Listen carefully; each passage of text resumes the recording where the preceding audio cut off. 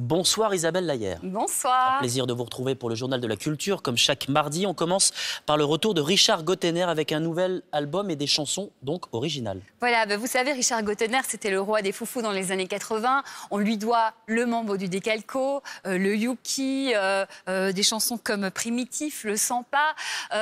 En fait, il n'hésitait pas à faire jeter un grand pied dans la fourmilière du politiquement trop correct. Mais est-ce que vous saviez qu'avant de faire ses tubes en musique, il faisait des tubes en publicité? Non, vous l'apprenez. Eh ben voilà, buvez, éliminez, Vittel, c'est lui. À la viande, aux légumes, au poulet, au piquet, c'est lui. En dessert, on se lève tous pour Danette, c'est encore lui. Donc vraiment, je pourrais vous en citer des tonnes comme ça. Donc vraiment un sens non seulement de la musique, mais aussi du concept. Et voici donc, comme vous l'avez dit, qui revient avec ce nouvel album qui s'appelle Saperlipopette. Vous allez voir qu'il n'a pas changé. Il adore toujours jongler avec les mots et si possible, parfois les gros mots, tant qu'à faire. Mais attention, toujours avec beaucoup de subtilité. Regardez. Les traditions se perdent, corne, gidouille mince, zut, y a du choix pourtant mère de fichtre, bigre, flûte. Et pour agaillardir ces injures émoussées, je propose d'abolir votre ferrant.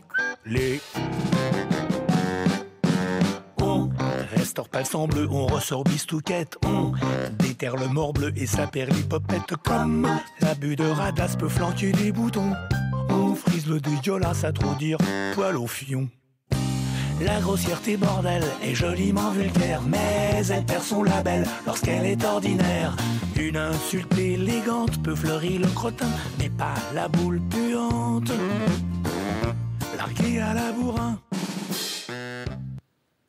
On parle à présent de Corinne Touzé. On connaît évidemment au cinéma et à la télévision. Elle joue en ce moment au théâtre. Voilà, vous la connaissez bien puisque vous l'avez vue dans des tas de séries. Et oui. Par exemple, Une femme d'honneur, et je pourrais vous en citer plein. Au théâtre, elle revient, cette fois-ci en duo. La pièce s'appelle Voyage en ascenseur. Et là, elle y incarne une bourgeoise qui se retrouve enfermée tout un week-end dans l'ascenseur de l'entreprise de son mari. Avec qui? Eh bien, avec l'homme de ménage. Donc, elle est blanche. Il est noir, elle est très riche, lui, pas du tout. Elle est un petit peu névrosée quand même, lui, il est plutôt philosophe. Donc en fait, en apparence, choc des cultures. Le choc des cultures en apparence, mais tous les opposent, sauf que quand le vernis craque, eh bien, on se rend compte que finalement, on n'est peut-être pas si différents les uns des autres. Donc voilà, c'est une pièce hyper touchante, très humaniste. Et je vous propose de regarder un extrait juste au moment où l'ascenseur tombe en panne. Au secours! À l'aide! Oh mon Dieu, mais faites quelque chose, vous! Que voulez-vous que je fasse? Je sais pas, cherchez une idée, ou alors faites semblant de chercher, mais enfin restez pas comme ça! Oh mon Dieu! Mon Dieu! Au secours! On est coincés, à l'aide! À l'aide! On est au deuxième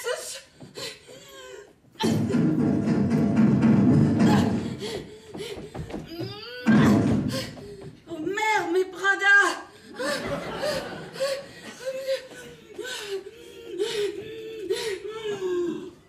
Je suis asthmatique. Eh bien, vous ne devriez pas vous agiter. Mais c'est normal de s'agiter, c'est de rester impassible comme ça qui est pas normal. Quand on cherche à être normal, c'est parce qu'on a peur d'être différent. Voyage en ascenseur, donc c'est vraiment une pièce très touchante. Elle est écrite par Sophie Forte, qui révèle une fois de plus ses talents d'auteur. On le connaissait beaucoup dans l'humour. Et en fait, c'est incroyable, quoi. Vraiment, je vous recommande cette pièce. Magnifiquement incarnée par Corinne Touzé et Jean-Ernst Marie-Louise. Et donc, c'est à Paris, au théâtre Rive Gauche.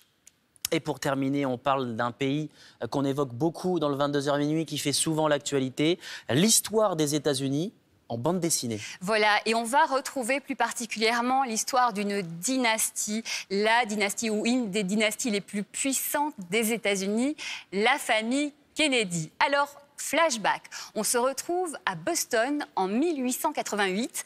C'est l'année de naissance de Joseph Patrick Kennedy, qu'on surnomme également Joe. En fait, il est le fils d'immigrants irlandais catholiques. Et ce Joe, en fait, il va devenir un homme très important, un gros homme d'affaires, mais avec des pratiques, on va dire, un petit peu à lui, très personnelles, du trafic d'alcool, il est sympathisant nazi, il fait aussi un peu de corruption, enfin bref, j'en passe. Et en fait, ce fameux Joe, il a un rêve, Et ce rêve, je vous le donne en mille, c'est de devenir président des États-Unis. On sait d'où ça leur vient maintenant. Donc voilà, c'est un tome, enfin une saga qui compte 3 tomes. C'est vraiment hyper bien documenté. Ils ont fait des tas de recherches historiques. Et puis c'est aussi romancé pour le plaisir de suivre cette histoire.